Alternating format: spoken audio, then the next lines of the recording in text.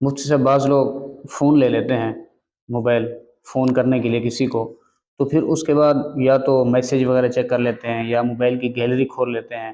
ظاہر ہے اس کے اندر بندے کی اپنی پرائیویسی ہوتی ہے، اور کچھ اس میں پرائیویٹ چیزیں ہوتی ہیں جو دوسرے لوگوں کو نہیں بتانا چاہتا۔ کیا اس طرح کرنا اس کے لیے صحیح ہے؟ بغیر اجازت کے، بغیر اطلاع کے کسی کے موبائل کی گیلری کو کھولنا یا میسیج پڑھنا؟ کسی آدمی کے بارے میں جاسوسی کرنا، اس کی ٹو میں لگنا جی قرآن کریم کی روشنی میں جائز نہیں ہے۔ ولا جی تجسسوا ہوں کے الفاظ آتے ہیں قرآن پاک میں کہ آپ دوسروں کی جاسوسی اور ٹو میں نہ لگیں۔ جی اگر آپ سے کسی نے موبائل لے لیا تو جس مقصد کے لیے، جس ضرورت کے لیے آپ نے موبائل لیا ہے، آپ کا مقصد اور ضرورت پوری ہوئی، دوسرے کے حوالے کر دیں۔ جی اس کی اجازت کے بغیر اور اس کو اطلاع کیے بغیر کسی آدمی کا موبائل چیک کرنا، ان باکس میں میسج دیکھنا جی یا واٹس ایپ دیکھ لینا، یا اس کی موبائل کے اندر گیلری ہے، اس میں کچھ چیزیں ہیں، ویڈیوز، تصاویر ہیں، وہ دیکھنا، یہ ٹھیک نہیں ہے، درست نہیں ہے۔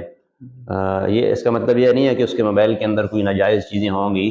بعض ایسی چیزیں بھی ہوتی ہیں، فیملی کی تصاویر ہیں، ویڈیوز ہیں، گھر کا کوئی فنکشن ہے جی تو وہ جی آدمی دوسروں کو نہیں دکھانا چاہتا، تو جی اس لیے احتیاط کرنی چاہیے کہ بغیر اس کی اجازت کے دوسرے کے موبائل کی تصاویر، ان باکس، میسج وغیرہ نہیں دیکھنا چاہیے۔